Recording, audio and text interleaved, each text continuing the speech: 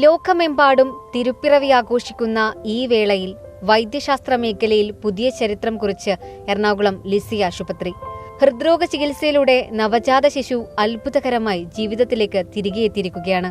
കേവലം 935 ഗ്രാം ഭാരവുമായി പിറന്ന തൃശൂർ കാഞ്ഞാണി സ്വദേശികളായ നീതുവിന്റെയും ജസ്റ്റിന്റെയും മകളായ അയാ മേരി ജസ്റ്റിൻ എന്ന കുഞ്ഞിനാണ് എറണാകുളം ലിസി ആശുപത്രിയിലെ ഹൃദ്രോഗ ചികിത്സയിലൂടെ പുതുജീവൻ ലഭിച്ചത്.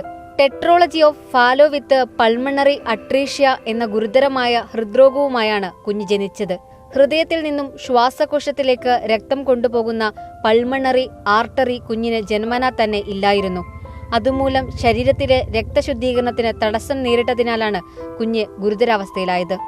അത് പരിഹരിക്കുന്നതിനായി അയോർട്ടയും ശ്വാസകോശവുമായി ബന്ധിപ്പിക്കുന്ന രക്തധമനി സ്റ്റെന്റ് ഇട്ട് തുറന്നു കൊടുക്കുക എന്നതായിരുന്നു പ്രതിവിധി. അത്യന്തം വെല്ലുവിളി നിറഞ്ഞ PDA സ്റ്റെന്റിംഗ് എന്ന ചികിത്സയുമായി മുന്നോട്ടു പോകുവാൻ തന്നെ ഡോക്ടർമാർ തീരുമാനിക്കുകയായിരുന്നു.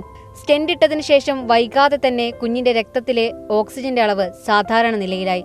ഏതാനും ദിവസത്തെ ആശുപത്രിവാസത്തിനു ശേഷം പൂർണ്ണ ആരോഗ്യത്തോടെ കുഞ്ഞ് വീട്ടിലേക്ക് മടങ്ങി. സംസ്ഥാന സർക്കാരിന്റെ ഹൃദ്യം പദ്ധതിയിൽ ഉൾപ്പെടുത്തി പൂർണ്ണമായും സൗജന്യമായാണ് ഹൃദ്രോഗ ചികിത്സ നടത്തിയത്. ലിസി ആശുപത്രിയിലെ പീഡിയാട്രിക് കാർഡിയോളജി വിഭാഗം മേധാവി ഡോക്ടർ SR അനിലിന്റെ നേതൃത്വത്തിലായിരുന്നു ചികിത്സ. നവജാത ശിശുരോഗ വിഭാഗം തലവൻ doctor Tony Mampilly, doctor Fathima Jafna എന്നിവരുടെ നേതൃത്വത്തിലായിരുന്നു തുടർ ചികിത്സ.